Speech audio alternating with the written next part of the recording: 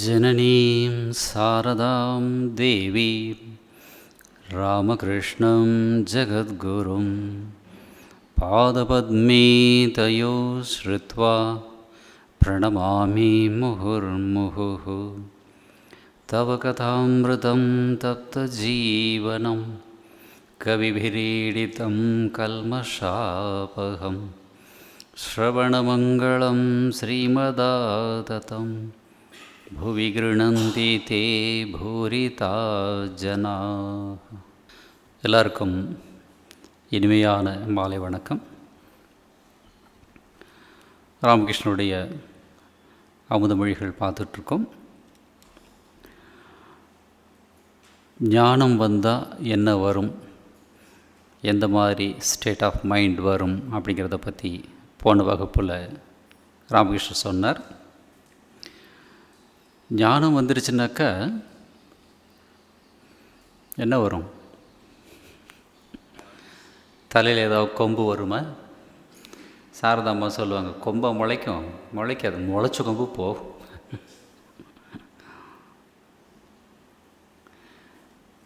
ஞானம் வந்தாக்கா அவர் perspective will be completely different. இப்போ நாம் பார்க்குறதெல்லாம் பார்க்க மாட்டோம், இப்போ பார்க்காததை அப்போ பார்ப்போம். ஒரு சித்தர் சொல்வர், தெரிவது எல்லாம் உண்மை அல்ல, உண்மை எப்போதும் தெரிவதில்லை அப்படின்பா. சிம்பிள், ஒரே சென்டென்ஸ், 2 ஃப்ரேஸ். தெரிவது எல்லாம் உண்மை அல்ல. இதை தான் தமிழில் கண்ணால் காண்பதும் போய் காதால் கேட்பதும் போய் எப்படி சொன்ன, தீர விசாரித்து அறிவதுமே இங்கே காட்டினாங்க அவங்க. நம்ம கோர்ட்டுக்கு போயிடுறோம் தீர விசாரிக்கலாம் சொல்லிவிட்டு, அங்கே போனாக்கா அவன் வேறு தீர்ப்பெல்லாம் சொல்லிடுறான். அது ஒருத்தர் மெசேஜ் போட்டிருக்காரு, ஜட்ஜையே விலைக்கு வாங்கலாம் அப்படிங்கிறப்போ ஏன் லாயருக்கு பணம் கொடுக்கணும் அப்படின்னு ஒருத்தன் கேட்குறோம். இப்போ இதெல்லாம் போயிட்டுருக்கு. நீங்கள்லாம் நல்லவங்க, உங்களுக்கு இதெல்லாம் தெரியாது, உலகத்தை பற்றியே தெரியாது. ஜட்ஜையே விலைக்கு வாங்கலாம், அப்புறம் ஏன் லாயருக்கு பணம் கொடுத்துக்கிட்டு அப்படின்னு ஒருத்தன் மெசேஜ் போடுறான். It is happening. தீர விசாரித்து அப்படின்னாக்கா அது என்ன மீனினாக்கா, ஹூ ஆம் ஐ? ரமணர் சொன்ன அதுதான் தீர விசாரிக்கிறது. அவன் என்ன பண்ணா, இவன் என்ன பண்ணா, இதெல்லாம் ரிலேட்டிவ் வேர்ல்டு. இன்றைக்கி சரி அப்படின்னு பட்டது நாளைக்கு தப்புன்னு படும். நமக்கே படுதா இல்லையா? அப்புறம் எப்போ ஒரு தப்பு பண்ணியிருப்போம், ஒரு வருஷம் கழித்து வி ஃபீல் வெரி சேட். அன்றைக்கி அவசரப்பட்டு ஒரு தப்பு பண்ணிட்டேன், கொஞ்சம் நிதானமாக இருந்திருக்கணும் அப்படின்னு சொல்லணும். ஸோ அதனால தான் கண்ணால் காண்பதும் போய் காதால் கேட்பதும் போய். இது வாங்கினா நல்லதுன்னு தோணும், வாங்கினதுக்கப்புறம் அதுலேருந்து 108 ப்ராப்ளம் வரும். ச்சே, ஏண்டா வாங்கினோம். These things are happening everyday. அதுதான் சொல்கிறார், தெரிவது அப்படின்னாக்கா இந்த உலகம், நம்ம உடம்பும் உலகத்தில் அடக்கம். ஏன்னா இதையும் விட்டுட்டு ஒரு நாள் நாம் கிளம்பி ஆகணும் இல்லையா? நான் கோயம்புத்தூரில் இருந்தப்போ நம்முடைய மிஷனில் பேலுமட்டிலேருந்து ஒரு சாமி வந்தார், பெங்காலி சாமி. நமக்கு தெரிஞ்சவருங்கிறதுனால நம்மக்கிட்ட பேசிகிட்டே சாப்பிட்றார் மத்தியானம். அங்கே என்ன சிஸ்டம்னாக்க, கெஸ்ட் சாமிஸ் வந்தாக்க அவங்க பிளேட் வச்சுட்டு போயிடலாம், அந்த வேலை செய்கிற பையன் வாஷ் பண்ணுவான். அங்கே இருக்கிற சாதுக்கள்லாம் நாங்களே கொண்டு போய் கழுவி வைக்கணும். இது ஒரு சிஸ்டம், நல்ல சிஸ்டம் தான் இல்லையா? அவங்கவுங்க வேலையை தன் கையே தனக்கு உதவி அப்படிங்கிறதுக்கு இது ஒரு எக்ஸாம்பிள்.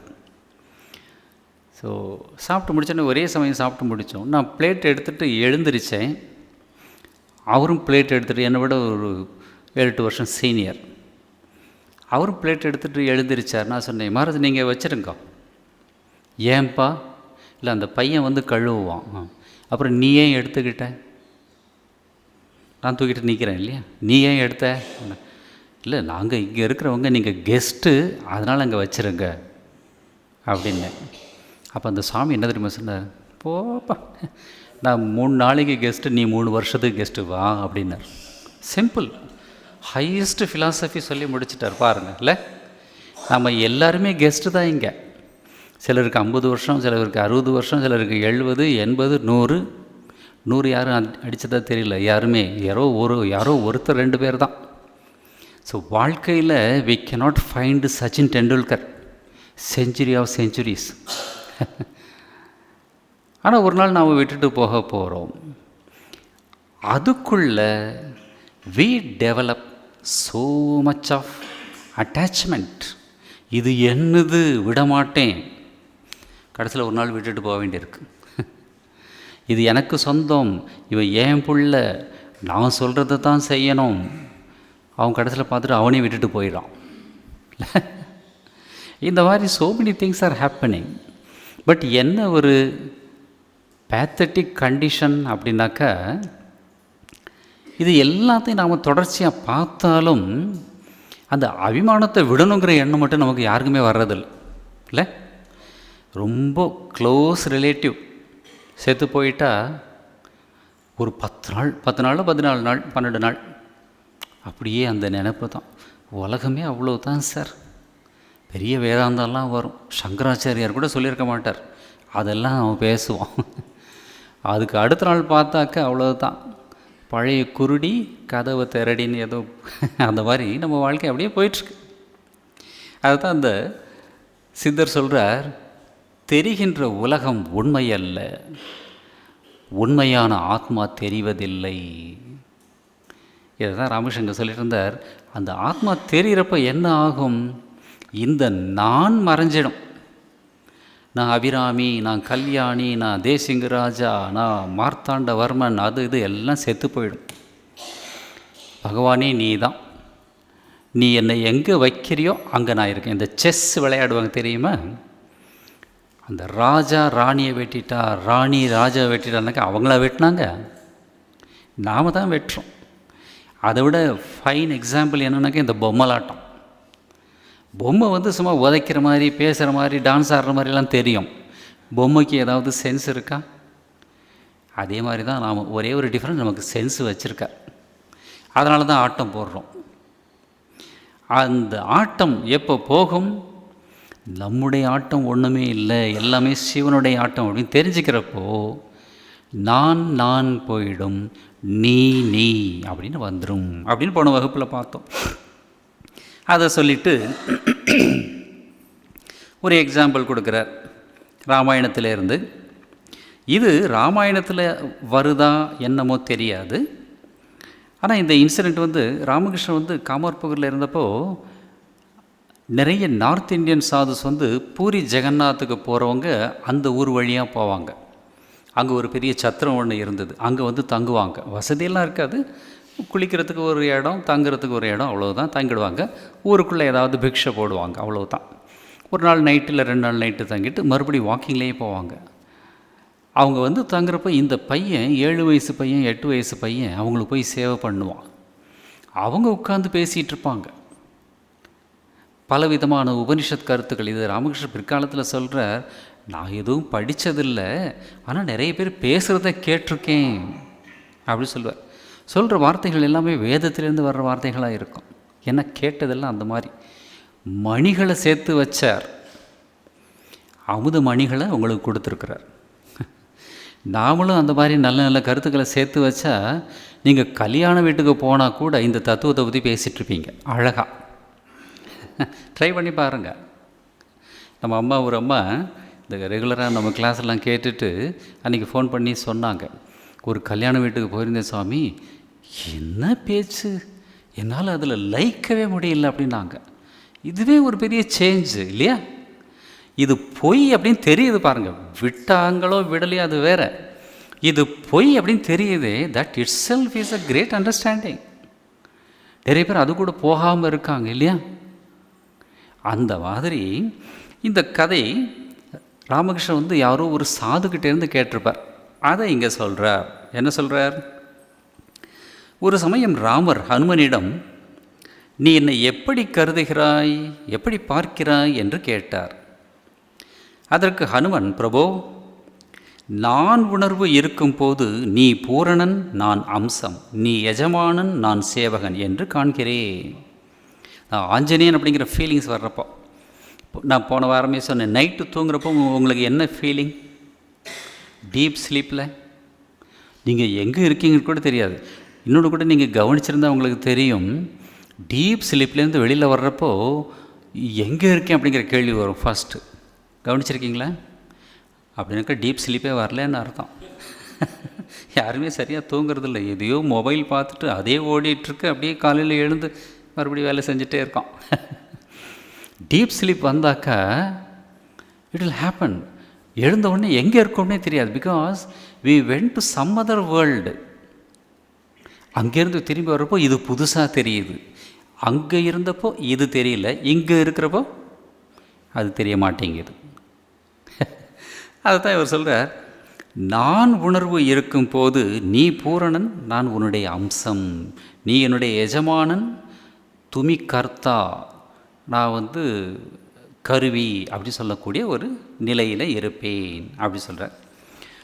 உண்மை ஞானம் வரும்போது நீயே நான், நானே நீ என்று காண்கிறேன் என்று ஆஞ்சநேயர் சொல்கிறார். ஆஞ்சநேயர் பெரிய ஞானி. ராமர்கிட்ட யாரோ ஒருத்தர் போய் கேள்வி கேட்குறாங்க, உண்மை ஞானம் யார் யாருக்கு தெரியும் அப்படின்னு. அதில் அவர் 7 பேருடைய பேரை சொல்கிறார். அதில் ஆஞ்சநேயருடைய பேர் ஒன்று. ஆஞ்சநேயருக்கு உண்மை ஞானம் தெரியும் அப்படின்னு ராமரே சொல்கிறார். அதனால தான் துளசிதாசர் எழுந்துறப்போ இந்த ராமநாம் சங்கீதத்தினலாம் நீங்கள் கேட்டிங்கன்னாக்கா ஞானினாம் அக்ரகண்யம் அப்படின்னு ஒரு வார்த்தை வரும்.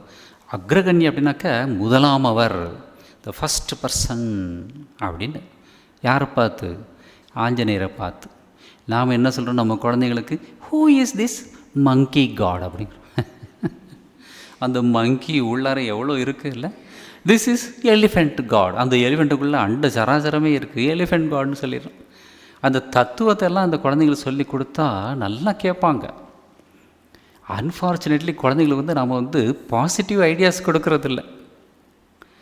ஏதோ இப்போதைக்கு சமாளிக்கணும் அப்படி சொல்லி ஏதோ சொல்லி விட்டுறோம். அவன் கடைசியாக எத்திஸ்டாக போயிடுறான்.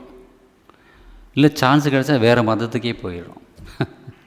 இப்படியே நடந்துக்கிட்டு இருக்கு. நம்ம மதத்தினுடைய பெருமை நமக்கே தெரியாது. சொல்ல வேண்டியதை சொல்ல வேண்டிய வயசில் சொல்லாமல் விட்டால் சொல்லக்கூடாததை சொல்லக்கூடாத வயசில் சொல்ல வேண்டியிருக்கும். எனிவே, ஸோ இங்கே ஆஞ்சநேயர் சொல்கிறார், உண்மையான ஞானம் வரும்போது நீயே நான், நானே நீ என்று காண்கிறேன் என்று கூறினார். இந்த ஜனகராஜா ஒரு பெரிய ஞானி. அவர்கிட்ட சுகபிரம்மம் வர்றார். வியாசர் தனக்கு தெரிஞ்சதெல்லாம் சொல்லி கொடுத்துட்டார். இருந்தாலும் அது கம்ப்ளீட் ஆகணும்னாக்கா இவனுக்கு எவ்வளவு தெரிஞ்சிருக்குன்னு இன்னொரு ஞானி சர்டிஃபிகேட் கொடுக்கணும். இப்போ இவரே என்னுடைய பையன் ரொம்ப கிரேட் அப்படின்னு சொன்னாக்கா நீங்கள் நம்புவீங்களா? எல்லாரும் அப்படி தான் சொல்லுவாங்க இல்லையா? கிரேட் எதில் அப்படின்னாக்கா லூட் பண்ணுறதில்ல அப்படி அப்படி இருக்கலாம். அந்த பையனை பற்றி இன்னும் ஒரு 4 பேர் சர்டிஃபிகேட் கொடுத்தா then it becomes established. So இந்த வியாசர் சுகபிரம்மத்தை ஜனகராஜா கிட்ட அனுப்புகிறார். ஜனகராஜா பார்க்குறார். அவருக்கு தெரியும் வியாசர் எவ்வளோ பெரிய ஞானி அப்படின்னு அவருக்கு தெரியும். வந்த உடனே சுகபிரம்மங்கிட்ட என்ன விஷயமா வந்திருக்கீங்க? ஏன்னா அவர் பிராமண பையன், சின்ன வயசாக இருந்தாலும் மரியாதையாக பேசணும். என்ன விஷயமா வந்திருக்கீங்க? அப்பா உங்ககிட்ட அனுப்பியிருக்கிறார், உங்ககிட்ட நான் பாடம் படிக்க வந்திருக்கேன் அப்படி சொன்னப்போ ஜனகராஜா சொன்னார், அப்போ முதல்ல குருதட்சணை கொடுங்க அப்படின்ட்டார். குருதட்சணை இன்னும் நீங்கள் ஆரம்பிக்கவே இல்லையே? இல்லை, பாடம் முடிகிறப்போ குரு சிஷ்ய பேதம் போயிடும். அப்போ கொடுக்குறதுக்கு யார், வாங்குறதுக்கு யார்? அதனால் இப்போவே கொடுத்துரு. இது வேடிக்கையான இன்சிடென்ட் மாதிரி தெரியும், நாட் பிஸ்னஸ். அதுலேருந்தே பாடத்தை ஆரம்பிக்கிறார் அவர். நான் சொல்லி கொடுத்தா உனக்கு ஞானம் வரும் நிச்சயமாக அப்படிங்கிற ஒரு கன்விக்ஷன். ஏன்னா தகுந்த பாத்திரம். சொல்லக்கூடிய ஆசிரியரும் ஃபென்டாஸ்டிக் ஆசிரியர். நிச்சயமாக நான் சொல்லிக் கொடுத்தா உனக்கு ஞானம் வரும். ஞானம் வந்துட்டால் நீ வேற நான் வேற இல்லை. இப்போவே குருதட்சிணை கூட இப்போ வேறு வேறையாக இருக்கும். அதை தான் இங்கே ஆஞ்சநேயர் சொல்கிறார், உண்மையான ஞானம் வரும்போது நீயே நான், நானே நீ என்று காண்கிறேன் அப்படிங்கிறார். ஒரு ஞானி சொல்கிறார், ரொம்ப அழகான ஒரு ஸ்டேட்மெண்ட், கொஞ்சம் பெரிய ஸ்டேட்மெண்ட்டு, மெதுவாக சொல்கிறேன். Never refuse to be what you actually are. Never refuse to be what you actually are. உண்மையிலேயே நீ யார் என்பதை ஒத்துக்க மறுக்காதே. And never pretend to be what you are not in reality. நீ எது இல்லையோ அது அப்படின்னு சாதிக்காத. இப்போ அதை தான் சாதிச்சிட்ருக்கோம் நாம் எல்லோரும் இல்லையா? நான் பிரகாஷ், நான் ராமச்சந்திரன், நான் ரவிசங்கர் அப்படின்னு சொல்லி வி பிரிட்டண்ட். அதை செய்யாத அப்படின்னு ரொம்ப அழகான ஒரு ஸ்டேட்மெண்ட். எங்கெங்கேயோ யாரோ என்னென்னமோ எல்லாம் மணிகளை கொடுத்துட்டு போயிருக்காங்க பாருங்க. இல்லை, நாம் உண்மையிலே யாரோ அதை ஒத்துக்க மறுக்க வேண்டாம். நாம் எது இல்லையோ அதை சாதிக்க முயற்சி பண்ண வேண்டாம். அந்த நிலை இந்த ஞானியினுடைய நிலை. அதனால தான் ராமகிருஷ்ணனுடைய வாழ்க்கையில் கூட நம்ம பார்க்குறோம், காளிக்கு பூஜை பண்ணுறப்போ அந்த மெடிடேட் பண்ணிட்டு பண்ணுறப்போ காளியை உள்ளே பார்க்குறார். அவர் தன்னுடைய இதயத்துக்குள்ளே பார்க்குறார். ஆஸ் அ ரிசல்ட் அந்த பூவை எடுத்துகிட்டு அந்த மந்திரத்தை சொல்லிவிட்டு தன் தலைமையில் வச்சுக்கிறார். ஈவன் ஒரு தடவை சாப்பிட்டார் அப்படின்னு கூட உண்டு. பட் அதை பார்த்து நாம் பண்ணிடக்கூடாது. இன்றைக்கி அமுதமொழிகள் கிளாஸ் கேட்டேன், சுவாமிஜி சொல்லிட்டு அவர் இங்கே தான் இருக்கார், சாப்பாடெல்லாம் கொண்டு வா அப்படின்னாக்கா வெளியில் துரத்தி விட்டுருவாங்க. உள்ளே வரணும், வர்றதை நம்ம பார்க்கணும். அப்புறம் நீங்கள் கொடுத்தாக்கா நீங்கள் கேட்க மாட்டீங்க, அவங்களே கொடுப்பாங்க இல்லையா? அந்த பைரவி பிராமணி, அந்த அம்மாவுடைய இஷ்ட தேவதை ராமர், உட்காந்து ஒரு நாள் பூஜை பண்ணிகிட்டே இருக்கான். ஏதோ தேங்காய் லட்டு வச்சுட்டு. அப்போது ராமகிருஷ்ணன் அவருடைய ரூமில் இருக்கிறார் தக்ஷிணேஸ்வரில். அந்த அம்மா அந்த தோட்டத்தில் உட்காந்து ஆஃபர் பண்ணிவிட்டு மெடிடேட் பண்ணிகிட்ருக்கான். டக்குன்னு இவர் எழுந்து அப்படியே நடந்து போய் பக்கத்தில் போய் நின்று அவராக ஒவ்வொரு லட்டுவாக சாப்பிட்றார். அந்த காட்சி அவளுக்கு உள்ளே தெரியுது. பைரவிக்கு கண்ணை திறந்து பார்த்தா எதிர்த்தாப்பில் ராமகிருஷ்ணன் நின்றுட்டுருக்கார். தன்னை மறந்த நிலையில் நான் பார்த்துக்கிட்டே சாப்பிட்டுட்டே இருக்கிறேன். பாபா என்ன பண்ணுற? அப்போ சொல்ல, பசியாக இருந்தது, நீ கொடுத்ததை வாங்கி சாப்பிட்றேன் அப்படின்னு சொல்கிறேன். ஹி வாஸ் நாட் ராமகிருஷ்ணா, ராமராகவே மாறி போயிட்டார். ஸோ காளிக்கு ஃப்ளவரை ஆஃபர் பண்ணுறப்ப தன் தலைமையிலேயே வச்சுக்கிட்டார். இதை போய் யாரோ மதுர்நாத் கிட்ட சொல்லிட்டாங்க. இந்த கோயிலில் வேலை செய்கிறவங்க எப்போவுமே நமக்கு நல்ல விஷயங்களை பார்க்கக்கூடிய தன்மை நமக்கு இருக்கோ இல்லையோ, மற்றவங்களுடைய குற்றம் குறைகளை நல்லா தெரியும் நமக்கு இல்லை? அது என்னமோ கடவுள் அப்படி படைச்சிருக்கிறார்ல, பராஞ்சி காணி அப்படி சொல்லி கடவுள் விஷயத்தில் ஒரு மந்திரம் வரும். இந்த புலன்கள்லாம் வெளியில் பார்க்குற மாதிரி தான் படைக்கப்பட்டிருக்கு. அப்படி படைச்சி கடவுள் நமக்கு தண்டனையை கொடுத்துருக்கிறார் அப்படின்னு அந்த மந்திரம் சொல். வெளியிலே பார்க்குறதுனால அடுத்தவங்களுடைய குற்றம் குறை அவ்வளோ தெளிவாக தெரியுது இல்லை? நம்ம குற்றம் குறை ஏதாவது தெரியுதா? எடுத்து சொன்னால் கூட நீ பெரிய இவனா அப்படி சொல்லி சாதிக்க போயிடுறோம் இல்லை? அது ஒரு அறிஞர் சொல்லுவார், to become better we have to fulfill 2 conditions அப்படிம்பார். First one, boldness to accept our own mistakes. இதிலே அடிபட்டு போயிடும் இல்லை, உண்மையாக சொல்லப்படும். போல்ட்னஸ், நம்முடைய தப்பை அக்செப்ட் பண்ணுறதுக்கு போல்ட்னஸ் வேணும். நமக்கு அது இல்லை, தைரியம் இல்லை ஒத்துக்கிறதுக்கு. நான் குறையுள்ளவள் அப்படிங்கிறத அக்செப்ட் பண்ணால் நம்ம மனசுக்கே தைரியம் இல்லை. அதனால தான் நாம் சாதிக்கணும். நோ, நான் செஞ்சது தான் சரி, நான் சொன்னது தான் சரி அப்படின்னு ஏன் சொல்கிறோன்னாக்க தைரியம் கிடையாது, வீக் மைண்டு. விவேகானந்தர் ஒரு இடத்துல சொல்லுவார், யார் வீக் மைண்டடோ அவங்க தான் தப்பு பண்ணுவாங்க, தைரியசாலி தப்பு பண்ண மாட்டான் அப்படின்னு. அது பெரிய சைக்கலாஜிக்கல் ட்ரூத். அது அவங்க போய் சொல்கிறது, தப்பு பண்ணுறது எல்லாம் பார்த்திங்கனாக்கா வீக் மைண்டட் பீப்புள் அவங்க தான் பண்ணுவாங்க அப்படின்னு. ஸோ அந்த அறிஞர் சொல்கிறார், ஃபஸ்ட்டு கண்டிஷன் என்ன அப்படின்னாக்கா, boldness to accept our own mistakes. இது ஃபஸ்ட் ஹாஃப். செகண்ட் பாயிண்ட் என்ன, willingness to correct those mistakes. நம்முடைய தவறுகளை யாராவது சுட்டி காட்டினா அதை புரிஞ்சுக்கிட்டு அக்செப்ட் பண்ண தெரிஞ்சுக்கணும். தெரிஞ்சுக்கிட்டு அப்படியே, எனக்கு தெரியும் சார் ஸ்மோக்கிங் பேட் அப்படின்னு தெரியும், பட் இருந்தாலும் அந்த கம்பெனி சஃபர் பண்ணி என்னை நம்பி அவன் ஓப்பன் பண்ணியிருக்கான், அதனால் நான் பிடிக்கிறேன்னாக்கா கம்பெனி இருக்கும், நீ போயிடுவேன்.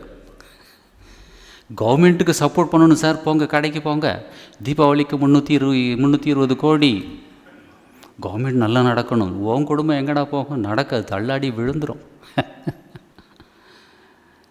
நாம் எஸ்டாப்ளிஷ் பண்ணுவோம், we justify our own mistakes. As a result, we don't grow even in worldly matters.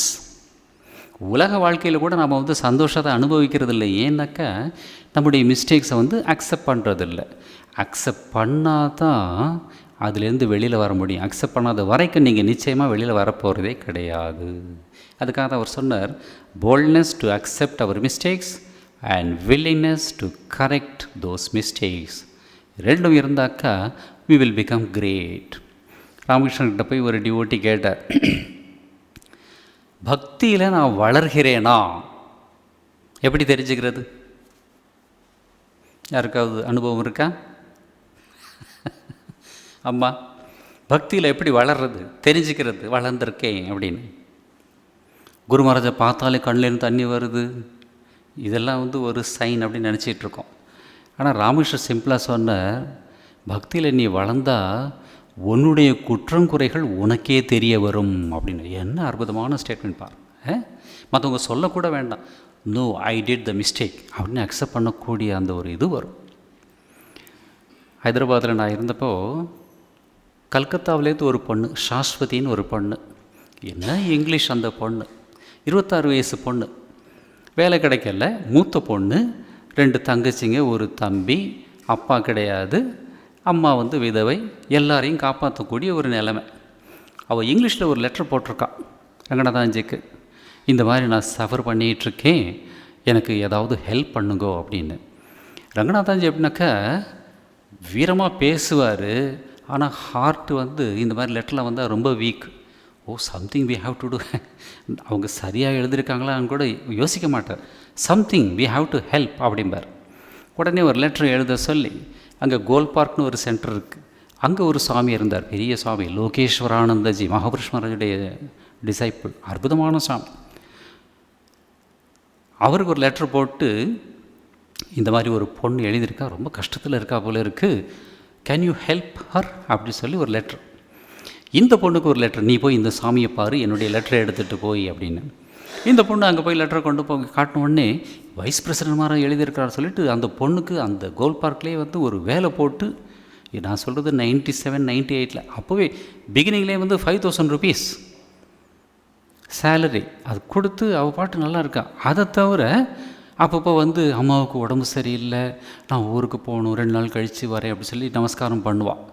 ஐயோ மகாராஜாவுடைய ரெக்கமெண்டேஷன் அப்படின்னு சொல்லிவிட்டு கையில் இருக்கிற 500, 1000 கொடுப்பார் அந்த சாமி. அந்த சாமி ரொம்ப பெரிய மனசு அவருக்கு.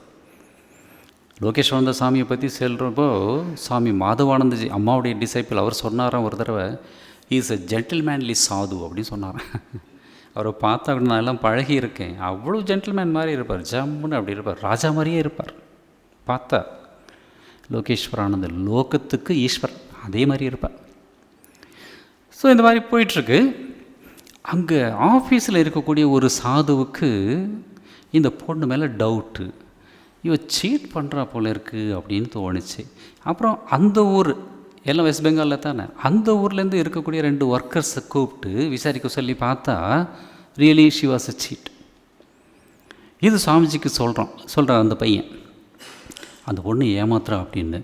அவர் வந்து அப்படிலாம் இருக்காது, வைஸ் பிரசிடென்ட் மாதிரி எழுதி கொடுத்துருக்குறாரு, பார்க்கலாம் அப்படின்னு சொல்லிட்டு கொஞ்ச நாள் கழித்து ஏதோ ஒரு வேலையாக இந்த சாமி அந்த ஊருக்கு போயிருக்கிறார். அட்ரஸ் தெரியும், டிரைவர்கிட்ட சொல்லி இந்த அட்ரஸை பாரு, போய் விசாரித்து போய் பார்த்துட்டு வரலான்னு. திடீர்னு அப்போது லீவில் போயிருக்கான் இந்த பாட்டு. போய் பார்த்தா நல்லா வசதியாக தான் இருக்காங்க.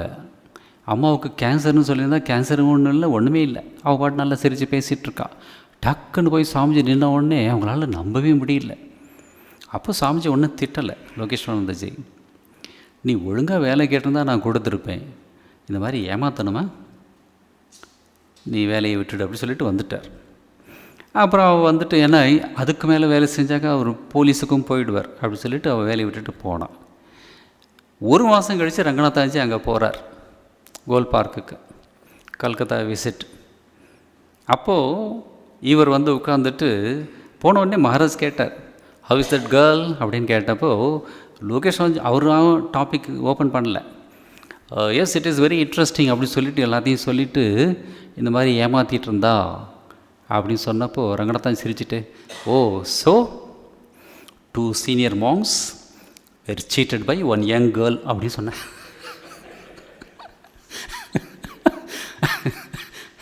சின்ன வயசு பசங்க சீட்டண்டாக்கா okay. 2 senior monks of the Ramakrishna order were cheated by a young girl. All right அப்படின்னா. எனிவே, ஸோ உண்மை வெளியில் வர்றப்போ பொய் நிற்க முடியாது. பொய் இருக்கிற வரைக்கும் உண்மை வராது. சூரியன் எப்போ வருவான்? நைட்டு முடிஞ்ச உடனே சூரியன் வருவானா, சூரியன் வந்ததுக்கப்புறம் நைட்டு முடியுமா? இது மரம் முன்னாடியா வேதம் முன்னாடியா, கோழி முன்னாடியா முட்டை முன்னாடியா அப்படி கேட்குற மாதிரி இல்லையா? இது ஒரு வேடிக்கையான ஒரு கதை. இன்டர்வியூவில் ஒருத்தர் கேட்டிருக்கிறார் ஒரு பையன்கிட்ட, விச் கேம் ஃபஸ்ட், கோழியா முட்டையா அப்படின்னு. என்ன பதில் சொல்கிறது? ஏன்னா எதை சொன்னாலும் தப்புன்னு சொல்லுவாங்க இல்லையா? யார் பார்த்தா இதை? அவன் ஏதோ சொன்னால் முட்டை தான் சார். அது எப்படி உனக்கு தெரியும்? அதுக்கு பதில் கிடையாது. ஸோ வீட்டுக்கு வந்துட்டான். வீட்டுக்கு பார்த்தா தம்பி 8ஆம் கிளாஸ் படிச்சிட்ருக்கான். அண்ணனை பார்த்தோன்னே என்ன இன்றைக்கி போயிடுச்சா அப்படின்னு கேட்குறான். இல்லைடா, இன்றைக்கி ஒரு கேள்வி கேட்டாங்க, எது முதல்ல வந்தது, கோழியா முட்டையா அப்படின்னு கேட்டாங்க. என்ன பதில் சொல்கிறதுன்னு தெரியல அப்படின்னாக்கா, அவன் சொல்கிறான், இதில் என்ன டிஃபிகல்ட்டி, எதை முதல்ல ஆர்டர் பண்ணோமோ அது வந்ததுன்னு சொல்ல வேண்டியதான். அவர் ரொம்ப ப்ராக்டிக்கலாக இருக்கான். 8ஆம் கிளாஸ்லேயே ஹோட்டலுக்கு போனால் எது முதல்ல கொடுப்பான் இல்லை, அவன் அந்த ஆங்கிள்லேருந்து சொன்னான். இது ஒரு நல்ல ஆன்சர் தான் அப்படின்னு சொல்லிட்டு போனதான் இது ஒரு கதை. எனிவே, ஸோ இந்த நான் போனால் ஞானம் வருதா, ஞானம் வந்தால் நான் போகுதா நமக்கு தெரியாது. அது தெரிஞ்சுக்க வேண்டிய அவசியமும் இல்லை. பட் இந்த நான் இருக்கிற வரைக்கும் எஜமான் சேவகன் பாவனையே நல்லது. நான் பெரிய ஞானி ஆக போகிறேன் அப்படின்லாம் சொல்லாதீங்க. ஞானம் வந்தாக்கா அங்கே அகங்காரமே இருக்காது, ஆணவமே இருக்காது. That is the sign of knowledge. இந்த உடம்புல இருக்கிற வரைக்கும் இந்த நான் உணர்வு போகாது. அதை எப்படி வச்சுக்கணும்? உடம்பு இருக்கும் வரை எஜமான் சேவகன் பாவனையே நல்லது. ஈஸியாக அதிலிருந்து வெளியில் போயிடலாம் அப்படிங்கிறதுக்காக. ஏன்? இந்த நான் என்பது போவதாக இல்லை. எனவே அந்த போக்கிரி அடிமை நான் என்று இருக்கட்டுமே, பக்தன் நான் என்று இருக்கட்டுமே அப்படின்னு சொல்கிறேன். Somewhere we have to give the direction. இந்த சென்னையிலேருந்து போகிற இந்த ட்ரைனேஜ் வாட்டர்லாம் எங்கேயோ ஒரு இடத்துல கொண்டு போய் வெளியில் விடணும், இல்லைனாக்கா சென்னை நாரி போயிடும். அதை போல் இந்த நான் போக போகிறதில்ல. ஞானம் வர்ற வரைக்கும், சூரியன் வர்ற வரைக்கும் இருட்டு போகாது. இப்போ இருட்டு போனதுனால சூரியன் வந்து தான், சூரியன் வந்ததுனால இருட்டு போச்சாங்கிற மாதிரி குழந்தைகிட்ட போய் கேள்வி கேட்டால் அவன் கன்ஃபியூஸ் ஆகிடுவான் இல்லையா?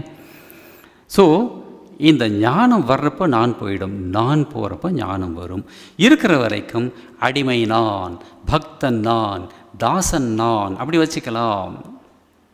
அதனால தான் பெரிய பெரிய மகான்கள் எல்லாம் பார்த்தோம்னாக்க, நீங்கள் பெரிய ஞானி அப்படின்னாக்கா, ஐயோ நான் தாசன் அப்படிம்பாங்க. எதுக்குனாக்க நமக்கு தெரியாமல் கூட நம்ம மனசில் அந்த அகங்காரம் ஆணவம் வந்துடக்கூடாது அப்படிங்கிறதுக்காக. அது நம்முடைய சாமி ஒருத்தர் சொல்வார், Trigunatitanandaji, saintly within and kingly without அப்படிம்பார். ஏன்னா அழகான ஸ்டேட்மெண்ட். வெளியில் நல்லா ஜம்முன்னு நீட்டாக ட்ரெஸ் பண்ணிவிட்டு நல்லா ராஜா மாதிரி இருக்கணும், உள்ள செயின்ட் மாதிரி இருக்கணும். செயின்ட் எப்படி இருப்பார்? பேண்ட் கோட் ஷூட் போட்டுருப்பார், ஹம்புளாக இருப்பார், மினிமம் ட்ரெஸ்ஸு, மினிமம் சாப்பாடு, உள்ள சிம்பிளாக இருக்கணும். இன்னொருத்தர் சொல்கிறார், humble outside, confident inside. ரெண்டும் ஒரே மீனிங் தான். Saintly within, kingly without. Humble inside, humble outside, confident inside. உள்ளே நாம் பயந்துக்கிட்டே இருந்துட்டு வெளியில் நான் யார் தெரியுமா அப்படின்னு காட்டக்கூடாது, விழுந்துருவோம். ஸோ ஒரிஜினலாக இருக்கணும். ஸோ இந்த தாசன் அப்படிங்கிற அந்த ஆட்டிடியூட் வச்சுருந்தாக்கா ஈஸியாக அதிலேருந்து வெளியில் வந்துடலாம் அப்படி சொல்லிவிட்டு அப்புறம் ராமகிருஷ்ணன் சொல்கிறார், நான் எனது இவை இரண்டும் தான் அஞ்ஞானம். நான் அப்படி சொல்கிறப்போ, நான் அப்படிங்கிறது உள்பற்று, எனது அப்படிங்கிறது வெளிப்பற்று அப்படி சொல்லுவாங்க. எனதுங்கிறதெல்லாம் வெளியில் தான் இருக்குது இல்லையா? ஏன் உடம்பு அப்படிங்கிறது கூட என் வெளியில் தான் இருக்குது இல்லையா? நான் பார்க்குறேன் என் உடம்பை. ஏன் உடம்பு சரியில்லை, இல்லை எங்கேயாவது போய் டாக்டர்கிட்ட நான் 2 நாளாக சரியில்லை அப்படின்னு சொல்லுவீங்களே? டாக்டர் 2 நாளாக நான் சரியாகவே இல்லை. வெரி குட், நான் கீழ்ப்பாக்கத்தை எழுதி கொடுக்குறேன் அப்படின்னு எழுதி கொடுப்பார். என் உடம்பு சரியில்லை, காது சரியாக கேட்க மாட்டேங்குது, கண்ணு சரியாக அப்படி தான். எல்லாமே பிலாங் டு மீ. எனது அப்படிங்கிறது வெளிப்பற்று, உள்ளே இருக்கக்கூடிய நான் உள்பற்று. இந்த ரெண்டும் தான் அஞ்ஞானம். என் வீடு, என் செல்வம், என் படிப்பு, இவையெல்லாம் என் சொத்து. இத்தகைய மனப்போக்கு அஞ்ஞானத்திலிருந்து வருகிறது. இதெல்லாம் எனக்கு சொந்தம் அப்படின்னு நினைக்கிறதே அஞ்ஞானம். ஏன்? ஒரு பெரியவர் சொல்வார், எங்கேயோ ஒரு புத்தகத்தில் படித்தது,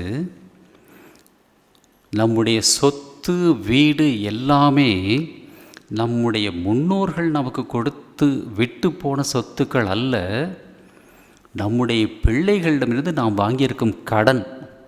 அதை நல்லபடியாக திருப்பி ஒப்படைக்க வேண்டும் அப்படின்னு ஒருத்தர் சொல்லுவார்.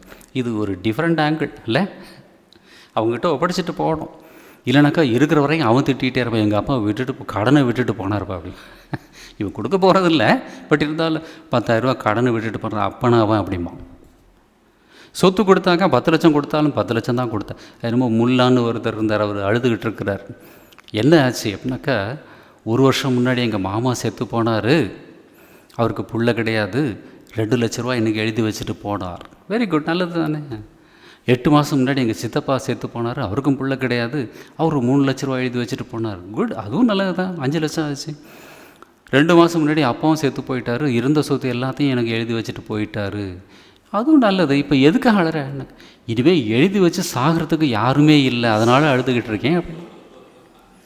நான் எனது வந்துக்கிட்டே இருக்கு பாருங்கள்ல. ஆனால் இவனும் ஒரு நாள் இதை விட்டுட்டு தான் போக போகிறான், அது தெரியாது இல்லை? அதை தான் சொல்கிற, இவையெல்லாம் என் சொத்து. இத்தகைய மனப்போக்கு அஞ்ஞானத்திலிருந்து வருகிறது. இது காஞ்சி பெரியவா ஒரு இடத்துல சொல்கிறார். யாரும் ஒரு பெரியவர் போனப்போ, அவர் நல்ல பக்தர், நமஸ்காரம் பண்ணிவிட்டு அவர் சில நல்ல காரியங்கள்லாம் செய்கிறார், பணம் எல்லாம் கொடுக்குறார். அவர்கிட்ட காஞ்சி பெரியவா சொன்னாராம், பகவான் உனக்கு நிறைய சொத்து கொடுத்துருக்கிறார், நீ அதுக்கு கர்த்தான்னு நினச்சிக்காத, அதுக்கு தர்மகர்த்தான்னு நினச்சிக்க அப்படின்னா. Simple, small change in your attitude இல்லை? நீ கர்த்தான்னு நினச்சா கீழே விழுந்துடுவேன். தர்மகர்த்தம் இப்போ கோயிலில் இருக்க அவங்க சங்க கூட லூட் பண்ணுறாங்கன்னு கேள்வி சில கோயிலில் இல்லையா? பட் இருந்தாலும் சிவன் சொத்து குலமே நாசமாகிடும், அது நிறைய பேர் தெரியாது. நான் கேள்விப்பட்டது, இந்த பழனியில் முன்னாடி 60-70 இயர்ஸ் பேக் அந்த முருகனுடைய இது மெடிசன்லாம் நிறைய பேர் கொடுத்தாங்க. அந்த குடும்பம்லாம் இப்போ காணாமல் போச்சுன்னு அங்கே இருக்கிற பையன் சொன்னான். குடும்பமே துவம்சம். இதெல்லாம் உண்மை. எனிவே, ஸோ தர்மகர்த்தாவை நினச்சிக்கிட்டாக்க எப்படி ஒரு அக்கௌண்டன்ட் அக்கௌண்ட்டை கரெக்டாக வச்சுக்கிறானோ அந்த மாதிரி நமக்கும் அந்த ஃபீலிங் வரும். அதுதான் இவர் சொல்கிறார், இத்தகைய மனப்போக்கு அஞ்ஞானத்திலிருந்து வருகிறது. பகவானே, நீயே இந்த உலகத்தை படைத்தவன், வீடு வாசல் மனைவி மக்கள் வேலையாட்கள் நண்பர்கள் சகலமும் உன்னுடையவை. இந்த மனப்போக்கு ஞானத்திலிருந்து பிறக்கிறது. Everything belongs to God. இப்போ நீங்கள் ஒரு ஹோட்டலில் போய் தங்குறீங்க, ஏதோ ஒரு பெரிய ஒரு மீட்டிங்கில் ஏதோ ஒரு ஃபங்க்ஷன், 1 மாதம் போய் தங்க போகிறீங்க.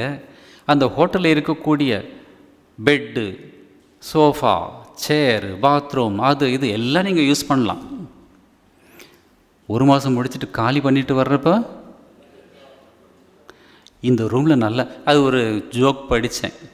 ரிட்டையர்மெண்ட் ஆகிற ஒருத்தர் கிளர்க்கு, 60 வயசு போகிறப்போ அந்த மேனேஜர் கேட்குறார், நீங்கள் ரொம்ப நல்லா வேலை செஞ்சீங்க, சொல்லித்தான் ஆகணும் இல்லையா? செஞ்சானோ இல்லையா தெரியாது, பட் சொல்லித்தான் ஆகணும் இல்லை? கடைசி நாள் போகிறப்போ ஒரு நல்ல வார்த்தை சொல்லுவோம், சொல்லிட்டு ரொம்ப நல்லா வேலை செஞ்சீங்க, உங்களுக்கு எதாவது ஆசை இருந்தால் சொல்லுங்கள் அப்படிங்கிறப்போ, நான் எந்த சேரில் உட்காந்து வேலை செஞ்சேனோ அந்த சேர் வேணும் சார் அப்படின்னு கேட்குறான். அந்த சேர், அது பழைய சேரு, அது எதுக்கு கேட்குறீங்க? இல்லை, அதில் உட்காந்தா நல்ல தூக்கம் வரும், அதுக்காக அது வேணுங்க. இதெல்லாம் நடக்குது நாட்டில். ஸோ ஹோட்டலில் நீங்கள் தங்கியிருந்தாலும் எவ்வளோ பணம் கொடுத்துருந்தாலும் அங்கே இருக்கிற சின்ன ஒரு ஸ்பூன் கூட நீங்கள் எடுத்துகிட்டு போக முடியாது. It belongs to the hotel. அதே போ இந்த உலகத்துக்கு, உலகம் அப்படிங்கிற ஹோட்டலுக்கு we have come for a few years. இப்போது இந்த ஒரு அம்மா உட்காந்துருக்காங்க, வயசான அம்மா. இந்த சின்ன வயசில் நாம் நினச்சிட்ருப்போம், இன்னும் என்னென்னமோ சாதிக்கணும் அப்படின்னு. இந்த அம்மா கிட்ட போய் பர்சனலாக பேசி பாருங்கள், என்னமோ இப்போ தான் கல்யாணம் ஆன மாதிரி இருக்குது, எவ்வளோ சீக்கிரம் எனக்கு வயசாகிடுச்சு அப்படின்னு சொல்லுவாங்க. We feel that. நமக்கே வயசாகிறப்போ எவ்வளோ குயிக்காக காலம் போயிடுச்சு அப்படின்னு ஃபீல் பண்ணுறோமா இல்லையா? நாம் இப்படி திரும்பி பார்த்தா காலம் எப்படி போகுதுன்னு நமக்கு தெரியாது. போக வேண்டிய காலம் வந்தால் கூட நிறைய பேர் இந்த உலகத்தை பிடிச்சி வச்சுருப்பாங்க. பிடிச்சி வச்சு பிரயோஜனம் கிடையாது, ஏன்னா அது விட்டுட்டு போகும். அதனால தான் ஒருத்தர் மெசேஜ் போட்டார், யமதர்மராஜன் நல்ல ஒரு சென்டென்ஸு. யமதர்மராஜன் விரும்பியவர்களை இழுத்து போகிறான், விரும்பாதவர்களை அழைத்து போகிறான் அப்படின்னு ஒரு ஸ்டேட்மெண்ட். விரும்பியவர்கள்னாங்க உலகத்தை விரும்பியவர்களை இழுத்துட்டு போகிறான். நான் விடமாட்டேன் இழுத்துட்டு போகிறேன். இந்த உலகத்தை விரும்பாதவர்களை அழைத்து போங்க, வாங்க சார் ப்ளீஸ் அப்படின்னு சொல்லி அழைச்சேன். இது ஒரு ஸ்டேட்மெண்ட். ஸோ இது எல்லாம் இறைவன் கொடுத்தது. வீடு, வாசல், மனைவி, மக்கள், இது எல்லாமே இந்த மனப்போக்கு ஞானத்திலிருந்து பிறக்கிறது அப்படின்னு சொல்லிட்டு, இதெல்லாம் நம்ம டெய்லி இதில் நம்ம ப்ராக்டிஸ் பண்ண வேண்டிய சின்ன சின்ன முறைகள். அதுதான் குரு மகாராஜ் இங்கே சொல்கிறார். இப்போ குழந்தை பிறக்கிறதுக்கு முன்னாடி நமக்கு ஏதாவது ஐடியா இருக்கா சொல்லுங்கள்? குழந்தை பிறக்கணும் வேண்டிக்கிறோம். எந்த மாதிரி பிறக்கும், பையனா பொண்ணா, எதுவுமே தெரியாது நமக்கு இல்லையா? கல்யாணத்துக்கு முன்னாடி வேணும் ஒரு 10 ஃபோட்டோ வச்சுட்டு எந்த பொண்ணு வேணும், எந்த பையன் வேணும் அப்படின்னு பார்க்குறீங்க. குழந்தை பிறக்கிறதுக்கு முன்னாடி உங்கள் ஒய்ஃபுக்கிட்ட போய் ஒரு 10 ஃபோட்டோ காட்டி இதில் ஏதோ ஒரு குழந்தைய பேத்துக்கூட அப்படின்னு சொல்லுவீங்களே? இது வரைக்கும் அந்த டெக்னிக் வரலன்னு நினைக்கிறேன் இல்லை? சரி, whatever God gives we have to accept இல்லையா? அது கருப்பாக இருக்கா, சிகப்பாக இருக்கா, எலும்புந்தோலுமாக இருக்கா, இல்லை குண்டாக இருக்கா, வி கேனாட் ப்ரிடிக்ட். அது நம்ம ஜீன்ஸு அது இதுங்கிறாங்க. அம்மா அப்பாவுக்கு இல்லாத வியாதி குழந்தைக்கு வந்துருக்கு. அப்புறம் அம்மா அப்பா எங்கள் ரத்தம் அப்படின்னு சொல்கிறாங்க. அந்த பையனுக்கு ரத்தம் தேவைப்பட்டால் இவங்களாலே கொடுக்க முடியல. அப்போ யாருடைய ரத்தம் இது இல்லை? யோசனை பண்ணி பாருங்க. இந்த சயின்டிஃபிக் உலகத்தை நாம் நல்லா அனலைஸ் பண்ணி புரிஞ்சுக்கிட்டாலே no one belongs to anybody அப்படிங்கிறத புரிஞ்சுக்கலாம். பெத்த அப்பாவே பிள்ளைக்கு ஒன்றும் பண்ண முடியாது. இதெல்லாம் பார்க்கலாம். இதிலே தெரிஞ்சுக்கலாம் some power is guiding all of us. அதை தான் இங்கே சொல்கிறார். இது வீடு, வாசல், மனைவி, மக்கள் எல்லாமே கடவுள் கொடுத்தது, அவருக்கு சொந்தம். For the time being we are utilising them. அதுக்காக வந்திருக்கோம். இந்த மாதிரி நினச்சாக்க இந்த நான் எனது ரெண்டுமே போயிடும். அது ஒரு இந்த திருக்கோவிலில் இருந்தார் பெரிய மகான் ஞானானந்தகிரி. அவர் சொல்லுவார், நான் போகிறது கஷ்டம், எனதுலேருந்து ஆரம்பி அப்படிம்பார். மமகாரத்தை முதல்ல போக்கிடு, அப்புறம் நான் மட்டும் இன்றைக்கி கொஞ்ச நாளில் தானே போயிடும் அப்படிம்பார். ரொம்ப அழகான ஒரு ஸ்டேட்மெண்ட்டு. நம்ம எல்லாத்தையும் கிளையெல்லாம் வெட்டிகிட்டே இருப்போம், பட் மறுபடியும் அது வளர்ந்துக்கிட்டே இருக்கும். ஸோ இந்த பக்தி பாவத்தோட கடவுளுக்கு சொந்தம் அப்படிங்கிறத மனசில் வச்சுக்கிட்டாக்கா easily we can come out அப்படின்னு ராமகிருஷ்ணன் சொல்கிறார். சொல்லிவிட்டு அடுத்த பேராவில் சொல்கிறார், இன்னும் சீக்கிரமாக இந்த காச்சாமி பழுக்காத நான் அப்படின்னு சொல்லுவார். அதாவது இந்த அகங்கார நான் எப்படி இதை கொல்லலாம், அழிக்கலாம். அதுக்கு அடுத்த பேராவில் சொல்கிறார், மரணத்தை பற்றி சிந்தித்து வர வேண்டும். பயமாக இருக்குல்ல? நான் ஒரு நாள் ஏதோ ஒரு சத்சங்கத்தில் ஈவினிங் 6:30 மணி, சத்சங்கம் ஈவினிங் தான் ஆகும். ஸோ அங்கே இந்த பாயிண்ட்டை சொன்னேன். அங்கே ஒரு அம்மா, அவங்களுக்கு யாருமே கிடையாது, அவங்க நல்ல சிரிச்ச முகத்தோடு முன்னாடி உட்காந்துருந்தாங்க. அவங்கள பார்த்துட்டு சிரித்து நான் பாட்டு இப்போ நம்ம டாபிக் என்ன இது தான் இல்லையா, மரணத்தை பற்றி சிந்திக்க சொன்னோடனே அவங்க அப்படியே முகம்லாம் அப்படியே சுருங்கி போச்சு. நான் கவனிச்சுட்டு அப்புறம் பேசாமல் இருந்துட்டேன். 1/2 மணி நேரம் பேசிட்டு வந்தேன். கடைசியில் நமஸ்காரம் பண்ணுறப்போ அந்த அம்மா சொன்னாங்க, என்னதான் இருந்தாலும் இந்த சாயரக்ஷ வேலையில் மரணத்தை பற்றி பேசியிருக்கக்கூடாது அப்படின்னு. அது வந்துட்டால் என்னம்மா பண்ணுவீங்க அப்படின்னு கேட்டேன். அது என்ன சாயரக்ஷ இல்லை சாயாத ரக்ஷெல்லாம் பார்த்துட்ருக்கேன். whenever it comes we have to accept. இல்லை இன்றைக்கி நேரம் சரியில்லைப்பா, யமகண்டத்தில் வந்திருக்கீங்க, நாளைக்கு அப்படி சொன்னாக்கா யமதர்மராஜன் போக போகிறானே, நாள் குறிச்சாச்சு, ப்ளீஸ் கம். எனக்கு எப்போவுமே அந்த ராகு காலத்துக்கு அதிபதியே நான் தான் அப்படி சொல்லிட்டு போவார். மரணத்தை பற்றி சிந்தித்து வர வேண்டும். இது ஏன் அப்படின்னாக்க, பகவத்கீதையில் கிருஷ்ணன் சொல்வார், தேஹினோஸ்மின் யதா தேஹே கௌமாரம் யவ்வனம் ஜரா ததா தேகாந்தர பிராப்தி தீர தத்ர ந முக்கியதி அப்படின்பார். இந்த மரணத்தை பற்றி, எனக்கு மரணம் வரப்போகுது, எங்கள் அப்பா செத்தார், எங்கள் தாத்தா செத்தார், அவங்க அப்பா எல்லாருமே செத்துட்டு தான் நான் இப்போ பொழைச்சிட்ருக்கேன். எனக்கு அப்புறம் என் பிள்ளை. அதுக்கப்புறம் அது நம்ம ஒரு ராஜா கிட்டே போய் ஒரு ஜோசியம் வந்து எனக்கு ஜோசியம்லாம் தெரியும் அப்படின்னு சொன்னப்போ, சொல்லு அப்படின்னப்போ அவன் சொன்னான், முதல்ல உங்கள் அப்பா சாவார், அப்புறம் நீ சாவ, அப்புறம் உன் புள்ள சாவான் அப்படி. ராஜாவுக்கு எப்படி இருக்கும், இவனுக்கு சவுக்கடி கூட அப்படின்னு சொல்லி அனுப்பி வச்சுட்டான். இவனுக்கு ஒன்றும் புரியல. ஐயோ என்னடா இது, நான் நல்லது தானே சொன்னேன் அப்படி சொல்லிட்டு அவன் போகிறான். ராஜா எனக்கு ஏதாவது பணம் கொடுங்க, பணம் கிடைக்குன்னு வந்தாக்கா நீங்கள் இந்த மாதிரி சவுக்கடி கொடுக்குறீங்களே அப்படிங்கிறப்போ ராஜகுரு வந்து நிறுத்து அப்படி சொல்லிட்டு ராஜா கிட்ட சொன்னார். அவன் நல்லது தான் சொல்லியிருக்கான். என்ன குருதேவ் நீங்களும் இந்த மாதிரி சொல்கிறீங்க, முதல்ல அப்பா சாவார், அப்புறம் நான் சாவேன், அப்புறம் என் பிள்ளை சாவான், இது நல்ல மேட்டரா? உனக்கு முன்னால் உன் பிள்ளை சாக மாட்டான் அதை சொல்லியிருக்கான் இல்லையா, அதுவே ஒரு பெரிய பிளெஸ்ஸிங், பணம் கொடுத்து அனுப்பு அப்படி சொன்னதை ஒரு கதை. ஸோ அந்த மாதிரி மரணத்தை பற்றி சிந்திக்க சிந்திக்க இந்த உலகம் பொய். முன்னாடி சொன்னேன் இல்லையா, தெரிவது உண்மையல்ல, உண்மை தெரிவதில்லை. அதை மனசில் வச்சுக்கணும். இது பொய் கொஞ்ச நாளைக்கு அப்படிங்கிற அந்த ஞானம் நமக்கு வந்துக்கிட்டே இருக்கும். மரணத்தை பற்றி நாம் சிந்திக்கலை அப்படின்னாக்கா அப்போ தான் வந்து பிடிச்சி இறுக்கமாக வச்சிட்ருக்கோம். ராமகிருஷ்ணன் சொல்லுவார், சாக கிடக்கிறான் வயசான ஆள், பக்கத்தில் ஏதோ சொல்கிறான், மனைவி போய் என்ன ஏதாவது சொல்கிறான், அந்த விளக்கெல்லாம் ஏன் எரியுது, அதெல்லாம் அணைச்சி வை அப்படின்னு சொன்னான். அப்படின்னு இவனே அணைய போகிறான், இந்த விளக்கு எரிஞ்சிக்கிட்டுன்னு கவலைப்பட்டான்னு சொல்லி ஒரு வேடிக்கையான ஒரு இது ஏன்னாக்கா too much of attachment to worldly things. அது என்ன ஆகும்னாக்கா பயங்கரமான திக்கா அஞ்ஞானமாக போயிடும். அஞ்ஞானம் இருந்தால் என்ன நல்லது தானே அப்படின்னாக்கா அடுத்த பிறவி மிருகப்பிறவியாக போயிடும். இதை ஞாபகம் வச்சுக்கணும். எம் வாபி ஸ்மரன் பாவம் தெஜத்யந்தே கலேவரம் தம் தமேவைதி கௌந்தேய சதா தத் பாவ பாவித அப்படி சொல்லுவார். எந்த நினைப்போட உடம்பை விடுறோமோ அதுக்கேற்ற உடம்பு கிடைக்கும் அப்படி சொல்லுவார். ஸோ நல்ல நினைப்போடு இப்போ இருந்தே சொல்லிக்கணும். ப்ராக்டிஸ் பண்ணிகிட்டே வந்தாக்கா கடைசி காலத்தில் அது வரும், அதுக்கேற்ற உடம்பு வரும், அதுலேருந்து இன்னும் மேலே பார்க்கலாம். அதுக்கு இப்போ மரணத்தை பற்றி சிந்தித்து வர வேண்டும். ஸோ இந்த ஸ்லோகத்தில் கிருஷ்ணன் சொல்கிறார், அஸ்மின் தேகினோஸ்மின் யதா தேகே கௌமாரம் யவ்வனம் ஜரா. இப்போ யாராவது இவ்வளோ பேர் இருக்கீங்க, ஐயோ என்னுடைய மாணவ பருவம் போயிடுச்சுன்னு சொல்லி யாராவது வருத்தப்படுறீங்களா? இளமை பருவம் போயிடுச்சு யாராவது வருத்தப்படுறீங்களா? வருத்தப்பட்டாலும் வரப்போகுதா? இல்லை, ஒன்றும் கிடையாது. இல்லை, வயசாகிடுச்சு வருத்தப்படுறோம், வருத்தமாக இருக்குது. இல்லை, ஐயோ முடியெல்லாம் நரைச்சி போச்சு வருத்தப்படுறோம். அதுக்கு நிறைய இந்த கடைகளெல்லாம் நிறைய மெடிசன்லாம் வந்துருச்சு. இல்லை, அது ஒருத்தன் சொல்கிறான், தலைவர் இளைஞரணி மீட்டிங் வச்சுருக்கிறார், எல்லாரையும் கூப்பிட்ருக்கார் அப்படின்னு சொல்கிறான். உடனே இவன் கேட்குறான், ஏதாவது ஸ்பெஷல் இன்ஸ்ட்ரக்ஷன் இருக்கா? ஆமாம், வர்றவங்களாம் டை அடிச்சுட்டு வரணும்னு சொல்லியிருக்கிறார். அப்போ இளைஞர் அதுக்கு சின்ன சின்ன இது வச்சுருக்காங்க. பட் இருந்தாலும் வெளுத்தது தான்.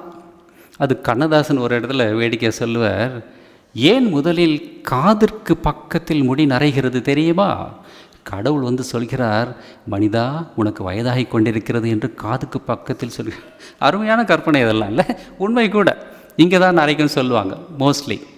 ஸோ அந்த மாதிரி தேகினோஸ்மின் எப்படி யவ்வனம் ஜரா இதெல்லாம் வந்தது. யவனம்னாக்கா இளமை காலம், கௌமாரம் குழந்தை பருவம், யவ்வனம் இளமை பருவம், ஜரானாக்க வயசான காலம் எப்படி வந்து போச்சோ அதே மாதிரி ததா அந்தரதேக பிராப்தி அப்படிம்பார்.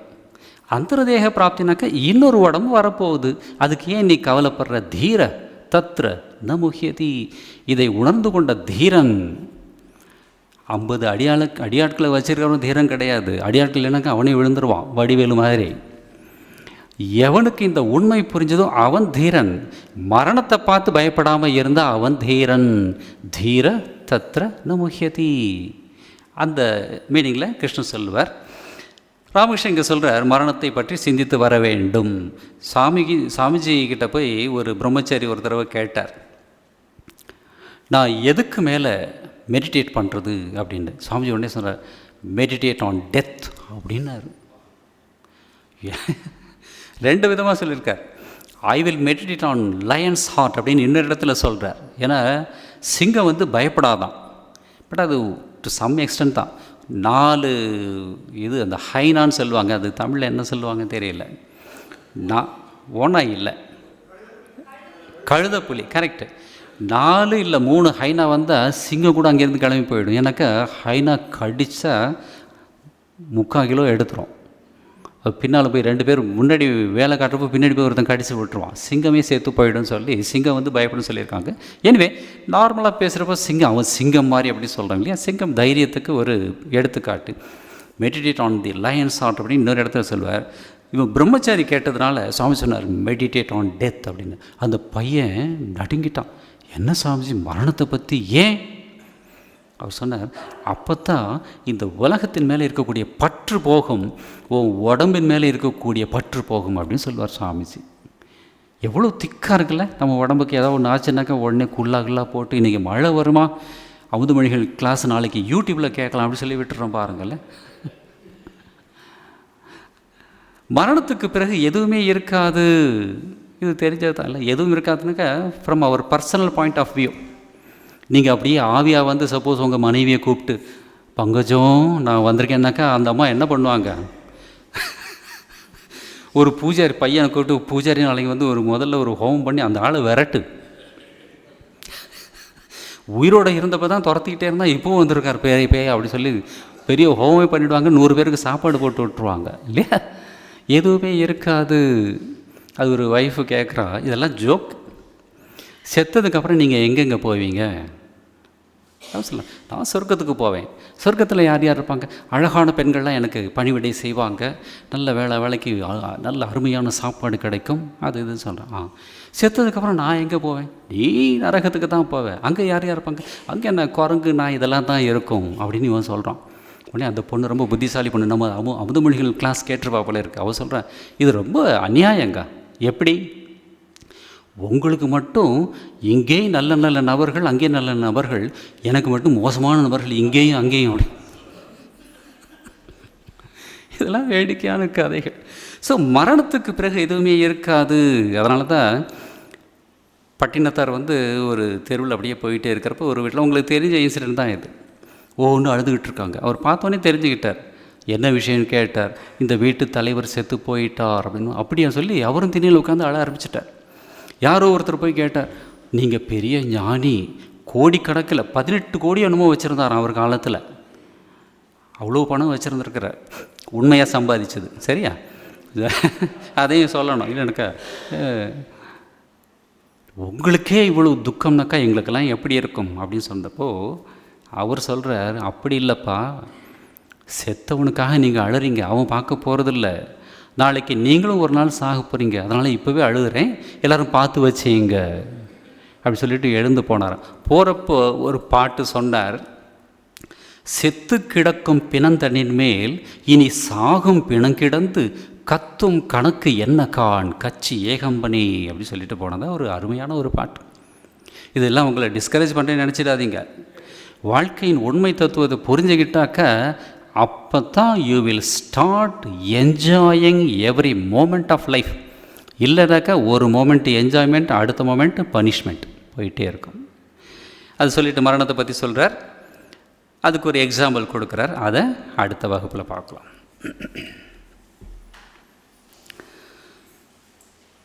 ஓம் அசதோ மா சத்கமய தமசோ மா ஜோதிர்கமய மிருத்யோர்மா அமிர்தம் கமய.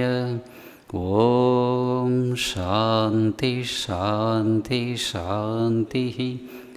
ஹரி ஓம் தத்சத். ஸ்ரீராமகிருஷ்ணார்ப்பணமஸ்து.